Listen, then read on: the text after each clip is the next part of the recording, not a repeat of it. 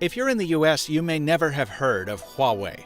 But globally, the company is massive. It's the world's third largest smartphone maker, and it built a Windows convertible last year that earned it a lot of love. This year, Huawei moves into laptops, and the result is a thin and light notebook that unlocks with a fingerprint, blows your ears off with super sound, and even stands up to some spillage. I'm MrMobile, and this is the MateBook X review.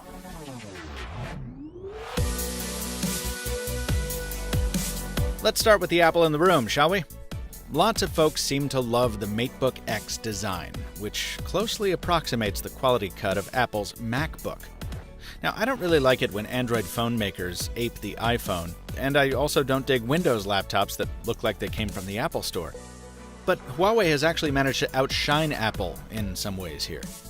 This display is bracketed by super thin bezels, which look a lot better for one thing, and also that 3:2 aspect ratio makes the screen a little taller and helps documents and web pages make the most of that canvas.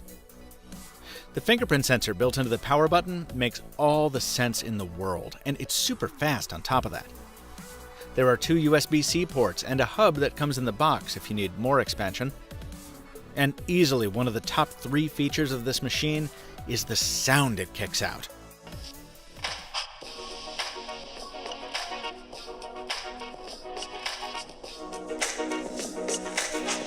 The difference is even more impressive in person, thanks to hardware and software optimizations by Dolby, which you can tweak using a built-in control panel.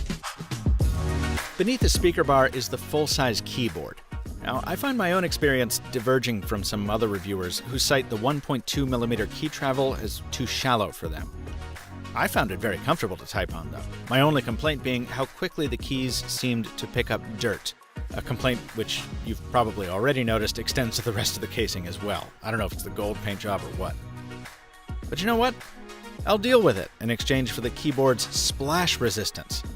We spilled a little more seltzer on here than I really planned to, but true to Huawei's promise, after a quick dry-off, it was right as rain. This was actually the first time I've seen a spill on a laptop that didn't immediately kill it, so I was impressed. Also impressive? There's not a fan to be found in this machine. This is actually pretty crazy. Normally you only see fanless designs when you're talking about mobile devices, but this review unit is powered by a big ol' 7th generation Intel Core i7.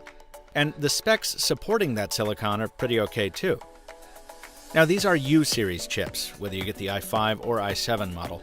U for Ultrabook or ultra low voltage. So you won't get the same ability to run demanding stuff. This Titanic simulator works much more smoothly on my Surface Book. You should see better battery life than with other processors. Now, that's if you use it carefully. My normal workload includes 2 separate instances of Google Chrome running 5 to 10 tabs apiece, and I hop between Evernote, Slack, and Edge every so often. I've just got a bunch of stuff open.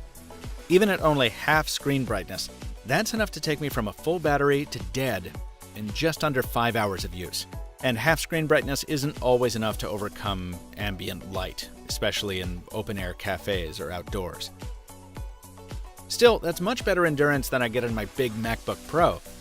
And you'd be able to go longer still if you stuck to Edge and kept a closer eye on your tabs.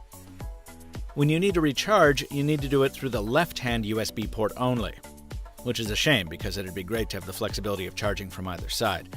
Anyway, the thing takes about 3 hours to fully charge if you continue to use it while it's plugged in.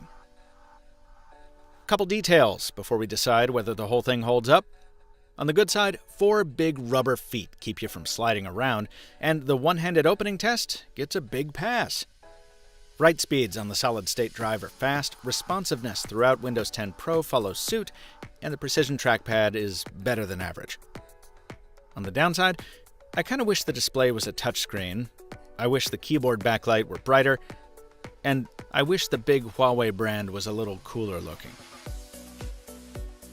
What do you pay for the privilege of this Prestige Gold model?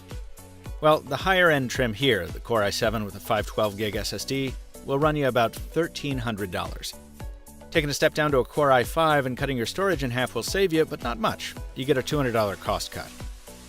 if you just need something that'll get the job done without being too fancy about things, there are many cheaper options out there. And that's the beauty of the Windows ecosystem. But if what you're looking for is a machine with excellent sound, a splash-resistant keyboard, and a great display, bundled up in a relatively attractive and super light and thin package, then I'd say Huawei has done enough to earn your dollars here. Just don't stray too far from the charger. For much more detail on the Huawei MateBook X, check out Windows Central's review, linked in the description, and for more laptop coverage, check out the MrMobile on YouTube. Please subscribe while you're there for more mobile tech videos, from smartphones to electric cars, landing every week. Until next time, thanks for watching, and stay mobile, my friends.